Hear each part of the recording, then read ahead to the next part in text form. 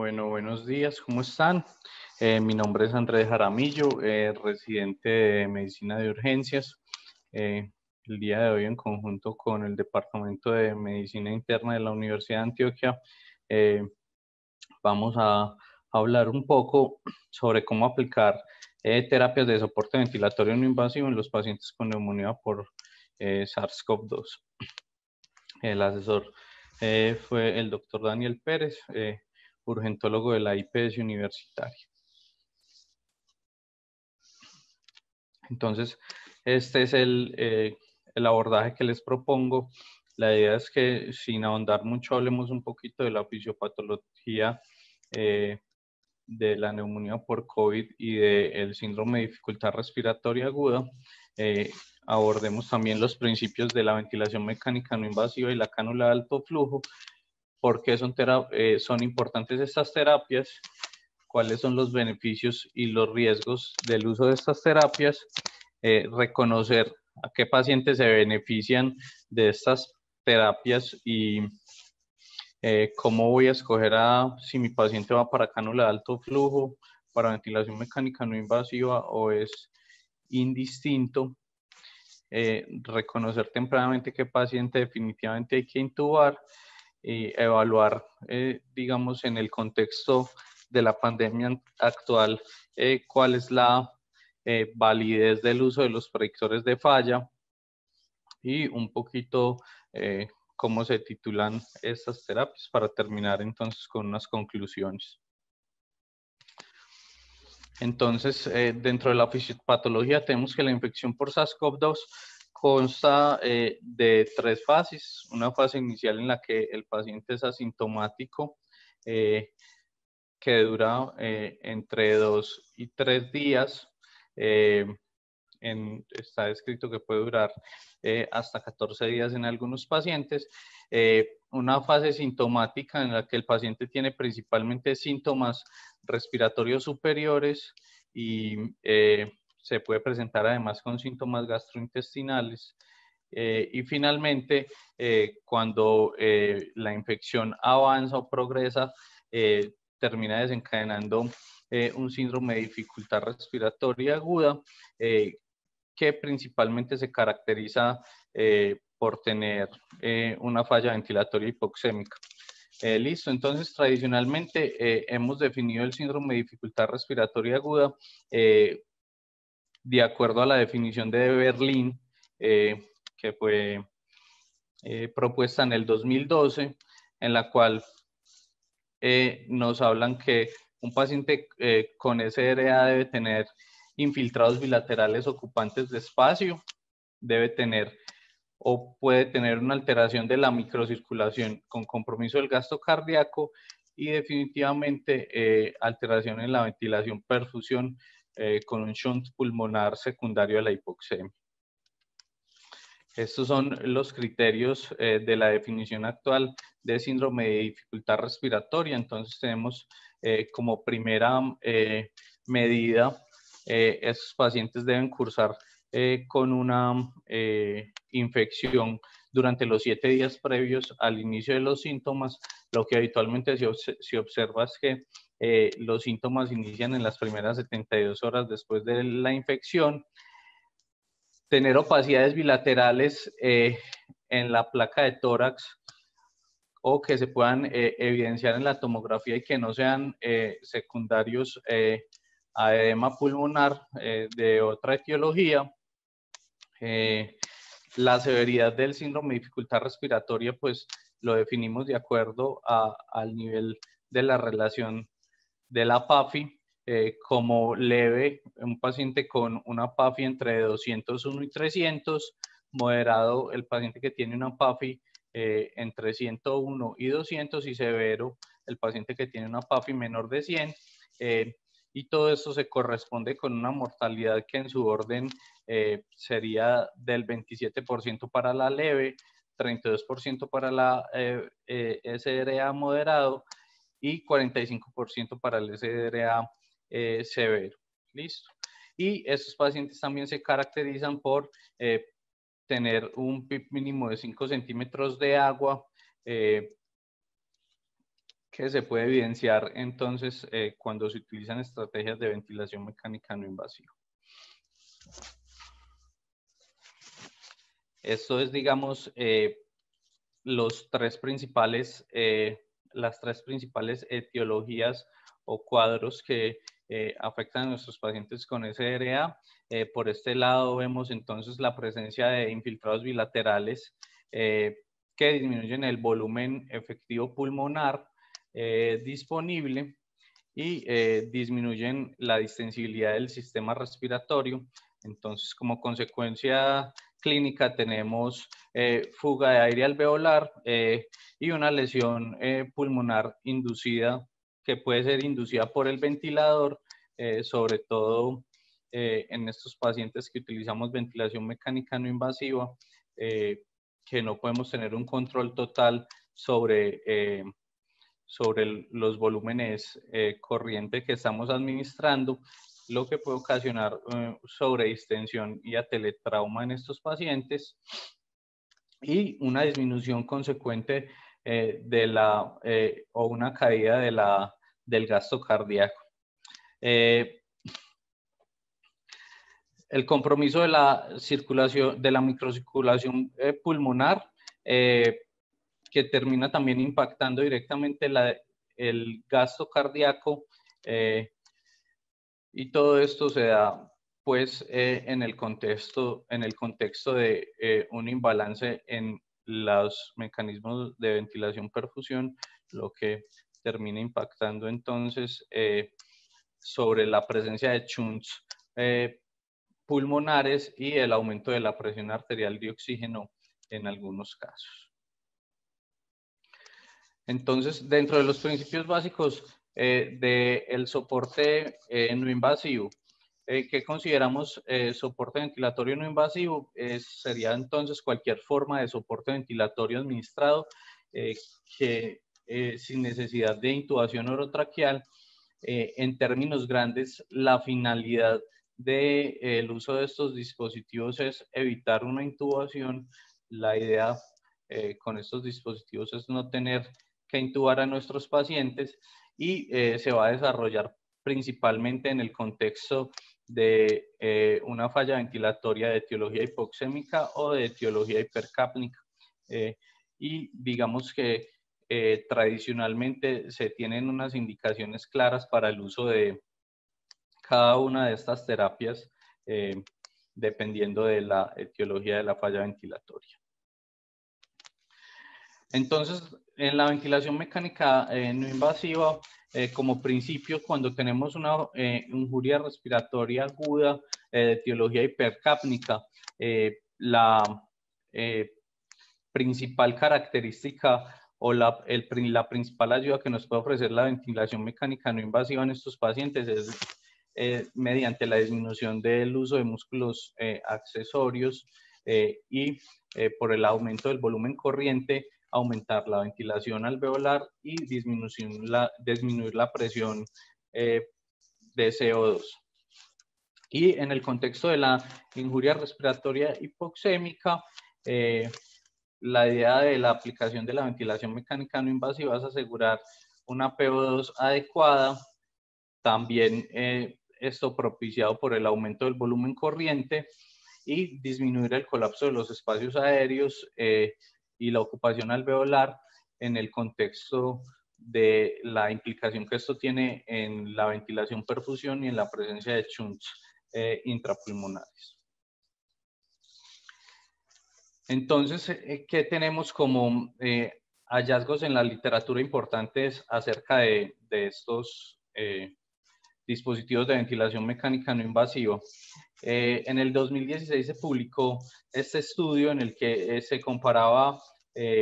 las interfaces de los dispositivos de ventilación mecánica no invasiva, principalmente el helmet y la máscara facial, y con desenlaces duros como mortalidad y el principal desenlace pues, que midieron fue la necesidad de intubación endotraqueal en estos pacientes. ¿Qué es importante de lo que ellos evidenciaron? Los pacientes con en realidad fue pues un estudio pequeño con pocos pacientes que fue suspendido antes de terminar porque había una evidencia clínica suficientemente fuerte para recomendar el uso del helmet. En estos pacientes se encontraron que de 39 pacientes que fueron al brazo del uso de máscara facial, 24 de esos pacientes requirieron intubación orotraqueal, y de los pacientes que utilizaron helmet, que fueron 44, apenas 8 requirieron intubación orotraqueal, y vemos como también la mortalidad a los 90 días impactó significativamente, disminuyendo, teniendo una mortalidad del 56.4% en los pacientes con máscara facial y del 34% en los pacientes que se utilizó helmet. Entonces, digamos que la recomendación básica del uso de la ventilación mecánica no invasiva y lo que tiene más evidencia en el uso de DCRA para estos pacientes es el uso de helmet, que lastimosamente pues no contamos con este dispositivo en nuestro medio. Aquí vemos entonces consecuentemente como la probabilidad de supervivencia a los 90 días aumenta con el uso de helmet comparado con la máscara facial de la ventilación mecánica no invasiva. ¿Listo? Entonces, estos son, digamos que, las interfaces que tenemos para el uso de ventilación mecánica no invasiva. La máscara completa, la máscara oronasal, solamente la nasal, y el helmet, que sería el dispositivo ideal en este contexto, porque además es sellado, impide la aerosolización mucho más significativamente que los otros dispositivos. Entonces, ¿qué es lo que ocurre cuando utilizamos ventilación mecánica no invasiva en nuestros pacientes? Lo que estamos administrando entonces es una presión de soporte que finalmente termina impactando el volumen corriente. Impactar ese volumen corriente se ve reflejado en una disminución de la frecuencia respiratoria y en una disminución del espacio muerto, lo que se traduciría también en una disminución del trabajo respiratorio y en un aumento de la ventilación alveolar. Este efecto o este aumento de la ventilación alveolar impacta significativamente el intercambio gaseoso, lo que nos permitiría disminuir las presiones arteriales de CO2. Esa disminución de las presiones arteriales de CO2 se verán reflejadas también en el estímulo del centro respiratorio y finalmente terminaríamos impactando la presión arterial de oxígeno hacia el alta. Y la presencia entonces del PIP en la ventilación mecánica no invasiva aumenta entonces la distensibilidad del pulmón, lo que también se ve reflejado en una disminución del trabajo respiratorio y al permitir el reclutamiento de esos alvéolos, al mantener la PIP, se va a disminuir el shunt intrapulmonar, lo que también se va a ver reflejado en un aumento en la presión arterial de oxígeno. ¿Cuáles son las ventajas de la cánula de alto flujo? La cánula de alto flujo es un dispositivo que suministra flujos entre 30 y 60 litros por minuto. Algunos estudios han llegado a suministrar hasta 80 litros por minuto y nos permite administrar una FiO2 que va desde el 0.21 hasta el 1 por 1, que sería desde el 21% hasta el 100%. ¿Listo? Es un dispositivo que es confortable y es mucho mejor tolerado que la ventilación mecánica no invasiva, y su principal desenlace en los ensayos clínicos ha sido que disminuye significativamente la necesidad de intubación orotraqueal, pero no hay, digamos, que una evidencia fuerte que demuestre que el uso de cánula de alto flujo disminuye la mortalidad. La cánula de alto flujo tiene básicamente 4 principios básicos. Un efecto de lavado de la vía aérea superior, en el cual el cual permite, por medio de la administración de altos flujos de oxígeno y de aire inspirado, lavar el residuo de CO2 que queda en la nasofaringe, que es aproximadamente el 30% del CO2 exhalado, suministrando un flujo de aire fresco permanente a estos pacientes, lo que termina finalmente impactando no tan significativamente, pero es importante este mecanismo sobre la presión parcial de CO2. El otro mecanismo por el cual funciona este dispositivo es que nos suministra grandes caudales de flujo que pueden llegar a ser superiores o iguales a las demandas de nuestros pacientes. Pues vemos que podemos suministrar tradicionalmente máximo hasta 60 litros por minuto, y que nuestros pacientes que cursan con un SRA, cuando están, pues digamos, en una fase muy avanzada de la enfermedad, podrían requerir hasta 120 litros por minuto. Y un efecto PIP que se ha descrito como un efecto que ocupa, que el caudal del flujo de estos dispositivos, por ser persistente durante todo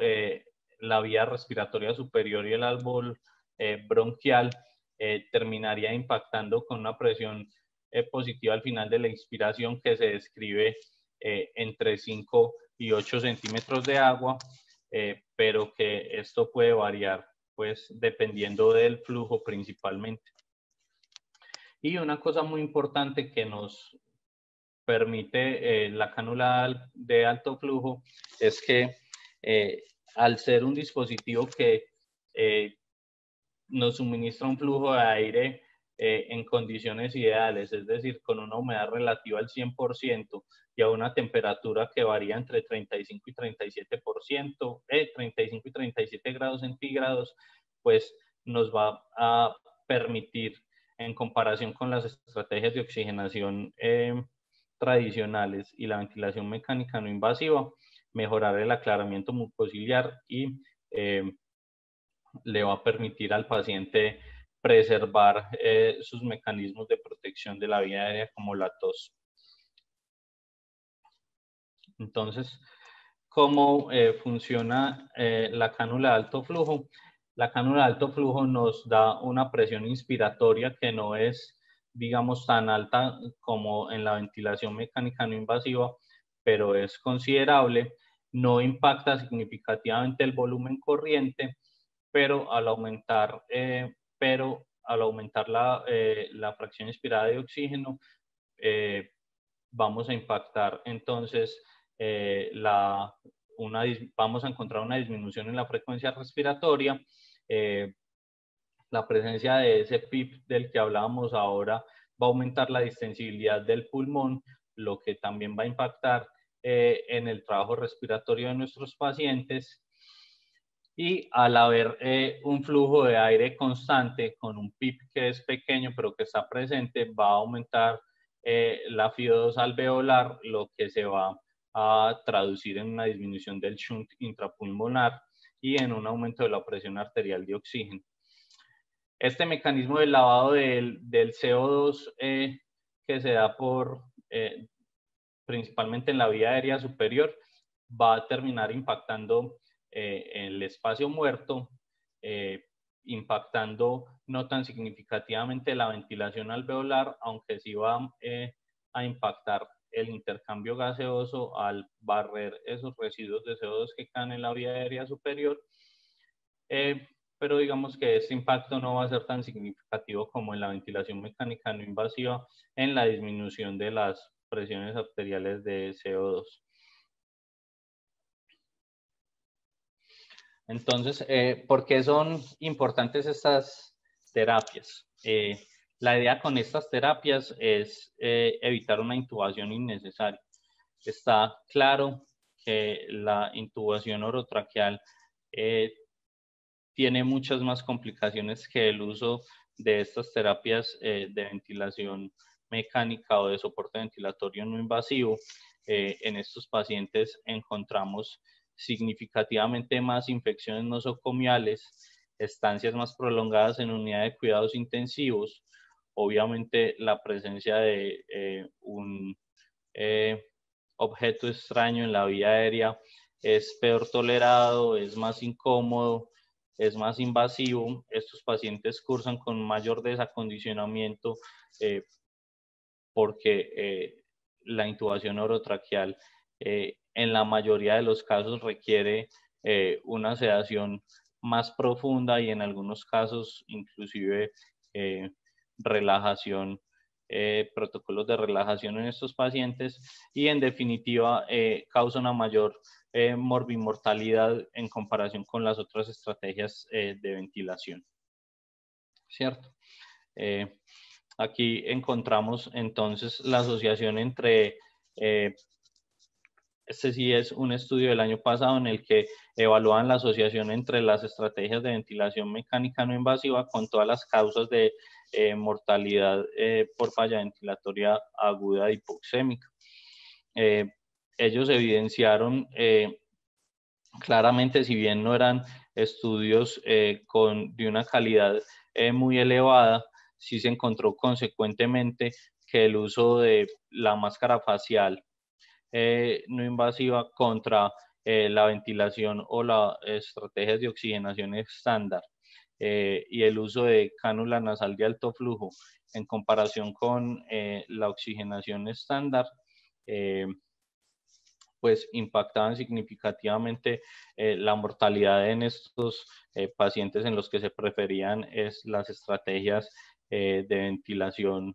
de soporte ventilatorio no invasivo en comparación con los pacientes que se prefería una estrategia de oxigenación estándar y que también es significativa los hallazgos en cuanto a necesidad de intubación cuando se compara oxigenación estándar versus ventilación mecánica no invasiva con máscara facial, con cánula nasal de alto flujo y que es mucho más significativo los beneficios en nuestros pacientes cuando se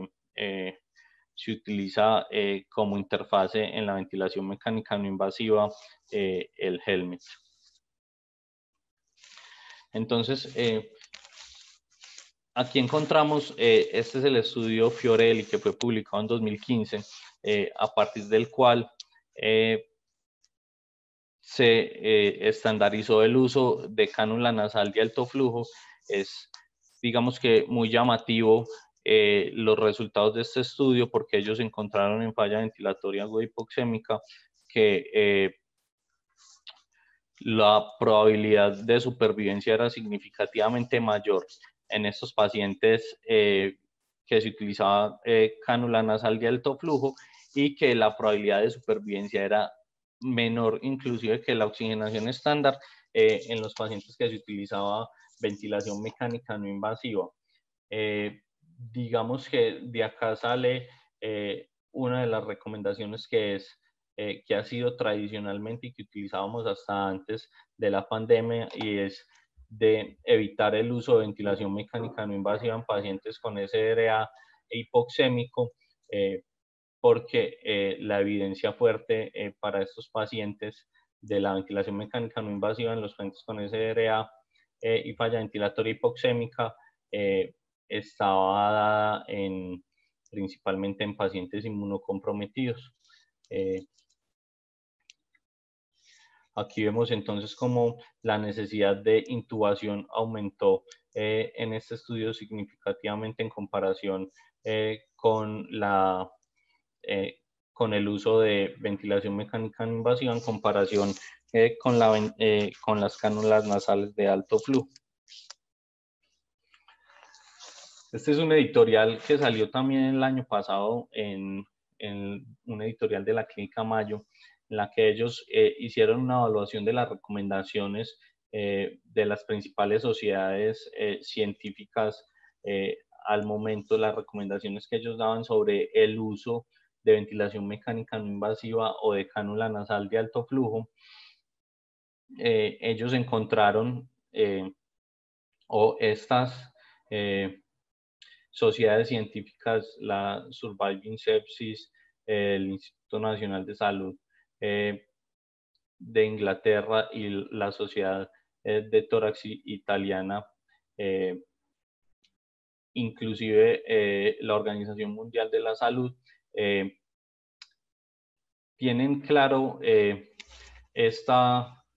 premisa, y es que de acuerdo a la experiencia de los equipos de trabajo y a la clínica de nuestro paciente, pues el uso de ventilación mecánica no invasiva y de cánula de alto flujo se aconsejaba en los pacientes que cursaban con SRA leve a moderado en el contexto de la pandemia por COVID. Es importante aclarar que solamente una sociedad científica desaconsejó el uso principalmente de ventilación mecánica no invasiva y aconsejaban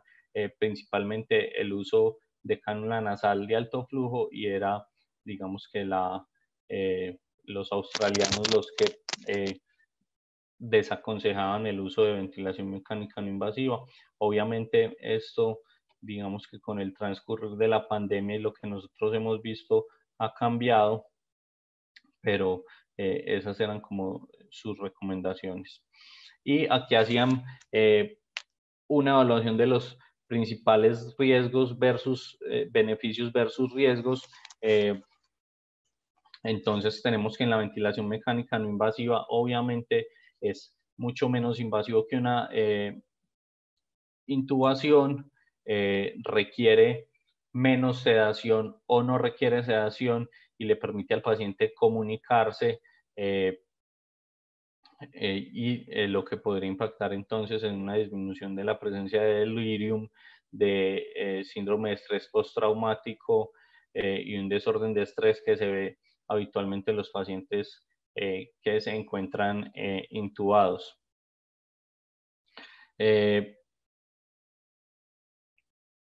Ellos decían ahí que puede disminuir o puede aliviar los síntomas de disnea mejor que la cánula de alto flujo en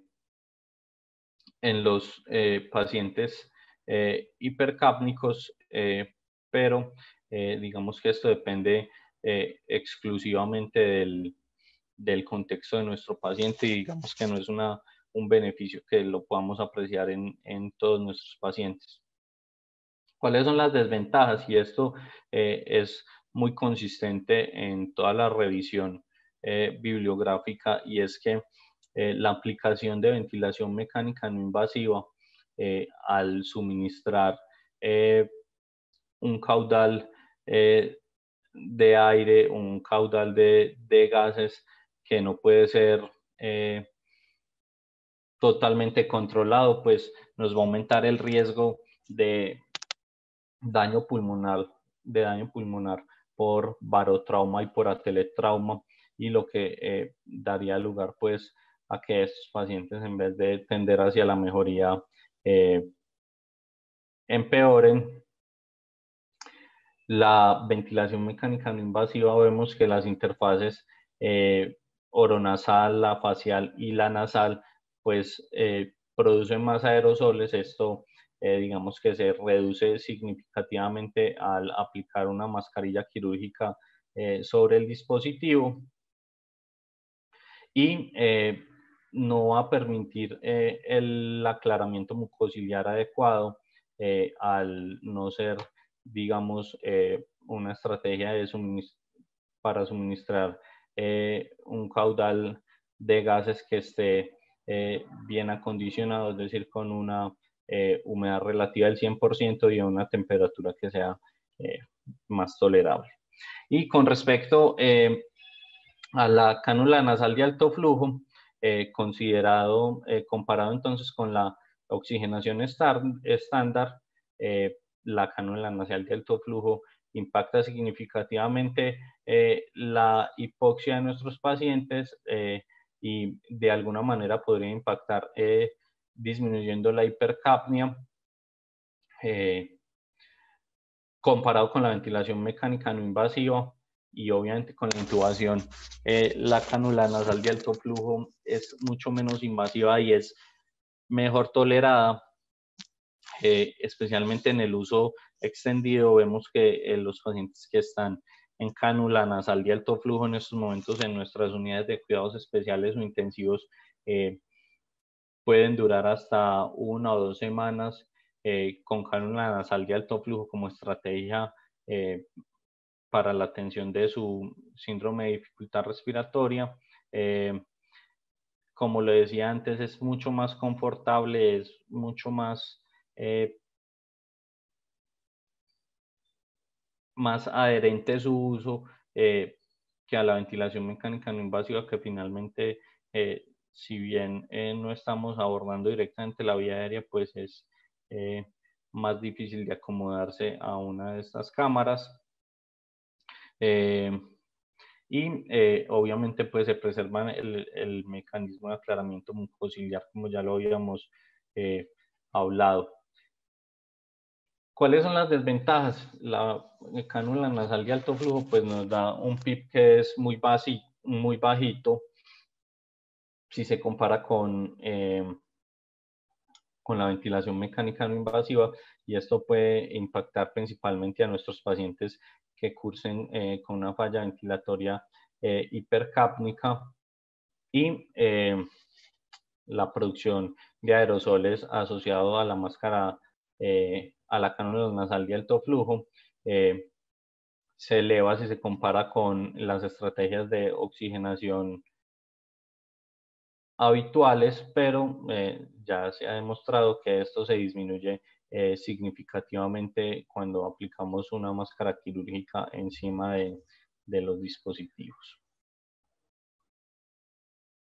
Esta digamos que es para mí muy probablemente la diapositiva más importante de toda la charla, porque nosotros encontramos que el paciente que cursa con una falla ventilatoria aguda tiene una evolución en el tiempo que habitualmente es hacia el deterioro y hacia el aumento de la severidad. Entonces, podríamos considerar que en el inicio, que inicialmente en estos pacientes el uso de estrategias de ventilación mecánica no invasiva puede ser aconsejable, o podría en algunos casos no tener, digamos que ningún impacto sobre la salud de nuestros pacientes, pero la intubación endotraqueal en estos pacientes que tienen un SRA leve, lo que finalmente hicimos al principio de la pandemia, que era la intubación asociada, la intubación temprana, podría resultar peligroso para estos pacientes. A medida que la severidad avanza, pues tenemos que tener en cuenta que estos dispositivos de ventilación mecánica no invasiva pueden ayudar a nuestros pacientes, pero cuando ya dejamos que la enfermedad avance, o cuando el curso normal de la enfermedad sigue, es un soporte ventilatorio que se torna insuficiente o riesgoso en estos pacientes. Entonces, básicamente el llamado con esto es a evaluar constantemente nuestros pacientes con falla ventilatoria en el contexto de neumonía por COVID, identificar en cuál tiempo está nuestro paciente para ser muy claro si se puede o no beneficiar de estrategias de soporte ventilatorio no invasivo, o si definitivamente necesita ser intubado desde que llega a nuestros servicios de urgencias. Entonces, ¿qué pacientes se benefician de las estrategias de ventilación mecánica, de soporte ventilatorio no invasivo, perdón? Entonces, hay que ser pacientes conscientes, pacientes colaboradores, idealmente se han descrito en SDRA leve o moderado, retardar entonces en algunos contextos la intubación en pacientes con SDRA grave nos va a aumentar o a disminuir esa reserva metabólica que tienen nuestros pacientes y retardar una intubación en el contexto de una SRA grave nos podría llevar inclusive a una intubación que no sea segura,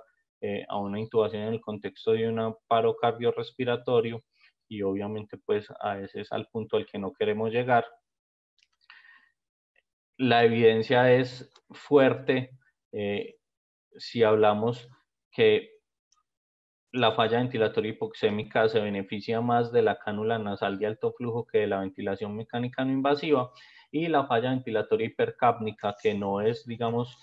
lo común, pero también lo vemos con alguna frecuencia en nuestros pacientes con neumonía por COVID, se benefician más de la ventilación mecánica no invasiva. Entonces, digamos que todo esto debe ir contextualizado en la estabilidad hemodinámica de nuestros pacientes. Un paciente que está inestable hemodinámicamente, que digamos que a su ingreso al servicio de urgencias cursa con un choque que no logramos compensar con las estrategias iniciales, muy probablemente no se vaya a beneficiar de el uso de soporte ventilatorio no invasivo y requiera soporte ventilatorio invasivo de entrada. Pues esto nos va a permitir controlar mejor sus variables hemodinámicas y ventilatorias para evitar pues que progrese hasta una falla multiorgánica. Dos preguntas que me hacía yo cuando estaba revisando el tema era si en el contexto actual de la pandemia vale la pena darle la oportunidad a la mayoría de los pacientes con estas estrategias de soporte ventilatorio no invasivo, y definitivamente la conclusión a la que yo llego es que es importante siempre y cuando cumpla con estas características que hablábamos previamente, darle la oportunidad a los pacientes de tener un soporte ventilatorio no invasivo, dado que vemos que el paciente que finalmente termina intubado tiene una mortalidad mucho más alta y que el curso normal de la infección por COVID pues no se manifiesta con síntomas de falla ventilatoria tan marcados como en los contextos de otras neumonías virales y bacterianas. Podemos encontrar pacientes con neumonía por COVID en los cuales vemos una PAFI muy bajita en el contexto de un paciente muy tranquilo, que no tiene uso de músculos accesorios y que nosotros podríamos considerar en ese paciente darle el chance con cánula nasal de alto flujo, o con estrategias de ventilación mecánica no invasiva, y que finalmente ese paciente, dado su estabilidad hemodinámica y su estado de alerta y colaboración, pues se va a beneficiar más de estas estrategias no invasivas que de la intubación orotraqueal. Es básicamente pues el llamado a que no intubamos gases arteriales, sino que es todo el contexto clínico lo que nos permite definir qué pacientes son candidatos o no a intubación. Y pues hacia este mismo lado va la siguiente pregunta, que es hasta qué punto podemos tolerar la hipoxemia, porque vemos que los pacientes que cursan con neumonía por COVID generalmente toleran muy bien estados de hipoxemia que en otros contextos ni siquiera habríamos imaginado que esos pacientes no se iban a intubar, pero que dado la evolución normal de la enfermedad y el contexto de la pandemia, pues hemos llegado a tolerar pacientes hasta con PAFIs entre 60 y 100, que no se ven, digamos que con franca dificultad respiratoria y que finalmente salen adelante solamente con estrategias de ventilación no invasiva. Este es, digamos que, las recomendaciones del consenso de la Sociedad Española de Neumología y de Cirugía de Tórax con respecto al soporte ventilatorio no invasivo en pacientes con neumonía por COVID, ellos hablan que hay que ser muy claros en qué pacientes son los que se van a beneficiar o no de estas estrategias de ventilación mecánica no invasiva. Los pacientes que tengan disnea moderada grave con signos de trabajo respiratorio y uso de musculatura accesoria, principalmente el uso de esternocleidomastoideo o el movimiento abdominal paradójico, pacientes que tengan frecuencias respiratorias por encima de 30, que digamos que esto es lo más frecuente en nuestros pacientes, encontrar frecuencias respiratorias por encima de 30 y hasta 50 o 60 respiraciones por minuto, pacientes con una PAFI menor de 200 o que requieran una fracción inspirada de oxígeno mayor a 0.4 para obtener una saturación de al menos el 92%, y el paciente que cursa con un fallo ventilatorio agudo que lo definían ellos allá en la Sociedad Europea como un pH menor a 7,35 con una PCO2 mayor a 45 milímetros de mercurio. Y encontramos también que los predictores para intubación de falla en la terapia con dispositivos de ventilación no invasiva en estos pacientes, este estudio en el cual se comparó los pacientes que terminaban intubados y no intubados con respecto a oxigenoterapia estándar, cánula de alto flujo, terapia con cánula de alto flujo y pacientes tratados con ventilación no invasiva. Encontraron que las estrategias más significativas en estos pacientes o los hallazgos clínicos más significativos en estos pacientes que nos permitían predecir qué pacientes iban a terminar o no intubados era en la oxigenación estándar, los pacientes que cursan con frecuencias respiratorias por encima de 30, en los pacientes que utilizan cánula nasal de alto flujo, el paciente que se nota con disconfort, que se nota intranquilo, que uno lo ve que se prona constantemente, que se endereza, que no se halla, es digamos que uno de los hallazgos que nos puede llevar a pensar que la terapia en ese paciente muy probablemente falle. Y los pacientes que cursan con una PAFI menor a 211, pues podríamos pensar en el contexto de la ventilación mecánica no invasiva que ese paciente sí se va a beneficiar de esta terapia, pero las PAFIs que cursan por debajo de 154 son las que más se ven afectados nuestros pacientes y terminan con mayor tasas de intubación. ¿Qué tenemos para evaluar qué tanto funcionan estas terapias de soporte ventilatorio no invasivo? Tenemos básicamente dos índices, el índice de ROX para cánula nasal de alto flujo y el índice de HACOR para ventilación mecánica no invasiva. Vemos entonces que los pacientes en los cuales se utiliza el índice de ROX en este estudio de valoración del índice de ROX utilizaron como punto de corte un ROX por encima de 4,88 y encontraron que es consecuente en los pacientes con SDRA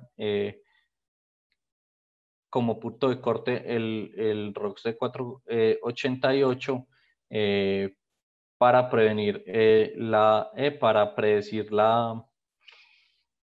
el éxito de la terapia con cánula nasal de alto flujo, y se evaluó pues inicialmente a la hora, a las 2 horas y a las 6 horas, a las 2 horas, a las 6 horas y a las 12 horas en estos pacientes, y vemos como la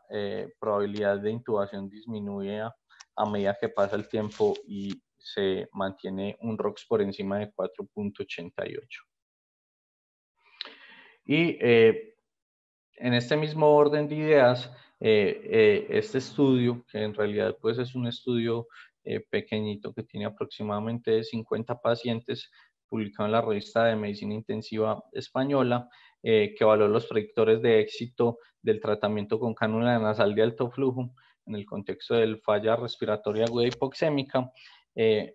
Evaluaron básicamente estas variables: la frecuencia respiratoria basal, la saturación basal de oxígeno y el Apache, y lo compararon entonces con el ROX, encontrando también que ellos también tuvieron un punto de corte de 4.88, que el ROX medido a la segunda hora y a la octava hora, pues predecía un ROX que estaba en 8.44 a la octava hora y en 7.6 a las 2 horas, predecía con muy buena sensibilidad qué pacientes iban a responder adecuadamente a estas terapias, a esta terapia con cánula de alto flujo, y los ROX que estaban a las 2 horas por debajo de 5.73 y a las 8 horas por debajo de 4.75, también nos permitían predecir qué pacientes iban a fallar con respecto a la estrategia de cánula nasal de alto flujo. Entonces, esto es, digamos que, para poner en contexto que obviamente este estudio fue realizado antes de que iniciara la pandemia, que los pacientes que se evaluaron acá, ninguno era paciente con los pacientes que cursaron con EPOC y con una falla respiratoria aguda hipercápnica de otra etiología no fueron considerados para este estudio, y que, como ha sido, digamos, consecuente durante toda la evaluación y la revisión de las indicaciones de cánula nasal de alto flujo, pues desaconsejaban su uso en falla ventilatoria hipercápnica. Y este es, digamos, que uno de los estudios en los cuales se evaluó la escala de HACOR en los pacientes con ventilación mecánica no invasiva. Ellos encontraron que el HACOR no es una buena escala cuando se evalúa antes del inicio de la ventilación mecánica no invasiva, pero que va aumentando que va aumentando su rendimiento a medida que pasan las horas. Entonces, digamos que encontramos que previo al inicio de la ventilación mecánica no invasiva, pues su sensibilidad y su especificidad no es tan alta, pero cuando se evalúa el índice de HACOR una hora después de iniciar la ventilación mecánica no invasiva, estos pacientes aumenta el rendimiento en cuanto a sensibilidad y especificidad. Entonces, ¿cómo se titulan estas terapias? Pues básicamente, de acuerdo a la evolución clínica y al control gasimétrico que tengamos con nuestros pacientes, definimos en qué momento se aumenta el FiO2 o en qué momento se aumenta el volumen o el flujo de oxígeno. Debemos evaluar constantemente los puntajes de predicción de fracaso, y yo diría que más que evaluar constantemente los puntajes de predicción de fracaso, es evaluar clínicamente nuestros pacientes constantemente, porque es muy común, como les planteaba al principio de la charla, encontrar pacientes con una PAFI muy bajita, muy tranquilos, que uno piensa que se benefician aún de estas terapias de ventilación, de soporte ventilatorio no invasivo, y que uno, a pesar de encontrar, por ejemplo, un ROX bajito, le sigue dando el chance de que se mejoren con estas terapias, teniendo en cuenta que ese chance no es infinito, que estos pacientes, entre uno más perpetúe la hipoxemia, más va a ser la disminución de su reserva funcional, y van a tener, digamos, que un peor desenlace en el contexto de una intubación tardía, que no hay duda, si el paciente requiere una intubación orotraqueal, no se debe retardar porque esto impacta significativamente la mortalidad. Entonces, digamos que para titular la cánula de alto flujo, se recomienda que se titule el flujo de aire y de oxígeno en función del peso del paciente. Esto debe tener una placa calefactora y un circuito para unir al humidificador y una cánula que digamos que viene en 3 tamaños, S, M y L para los adultos y que debe ser la adecuada para nuestro paciente. No debe ocluir totalmente la nariz y la idea es iniciar con flujos bajos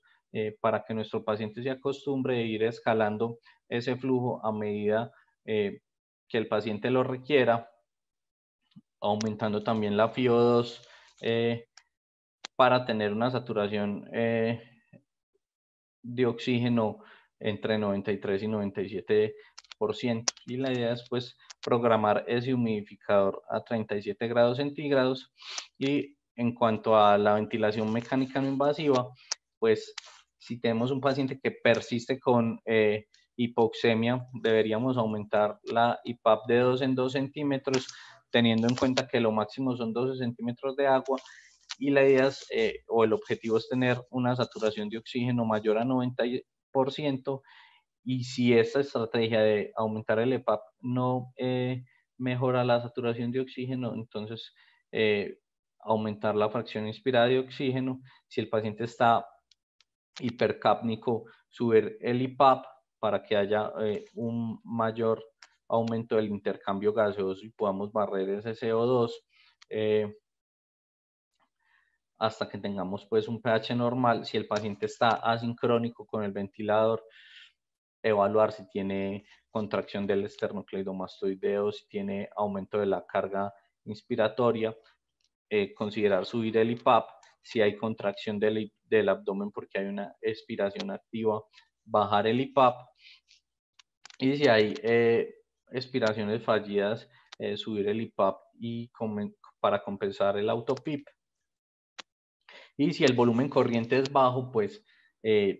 muy probablemente la principal causa sean fugas que no están pudiendo compensar el ventilador. Hay que ajustar la mascarilla y evitar una presión pico mayor a 30 centímetros de agua. Entonces, en conclusión, digamos que para estas estrategias de soporte ventilatorio no invasivo en pacientes con neumonía por COVID que tenemos que seguimos aprendiendo, que las terapias se orientan de acuerdo a la experiencia de los servicios, en los servicios en los que la gente está entrenada en ventilación mecánica no invasiva o en cánula nasal de alto flujo, pues digamos que una de estas terapias se puede preferir por encima de la otra. Más en el contexto de la pandemia que no tenemos, digamos que una evidencia científica que se haya sedimentado sobre qué es mejor que qué. La idea con estas terapias es evitar las intubaciones evitables y no retardar las intubaciones inevitables. Debemos considerar también que en ciertos pacientes, sobre todo en este contexto actual, estas terapias podrían considerarse techos terapéuticos cuando tenemos estrategias de redireccionamiento de las estrategias terapéuticas, que la elección adecuada del paciente depende específicamente del médico, qué paciente es el que se beneficia o no se beneficia de estas terapias, y que estos pacientes tienen que tener una vigilancia estricta, porque esa es la clave del éxito. Los pacientes que cursan con falla ventilatoria secundaria COVID tienden a deteriorarse muy súbitamente, entonces tenerles como el ojo encima, la importancia de tenerlos vigilados por lo menos en una unidad de cuidados especiales, y nunca confiarse. Digamos que es lo más importante, nunca confiarse y mantener vigilados a nuestros pacientes. Esto era como todo lo que tenía para compartirles. Muchas gracias.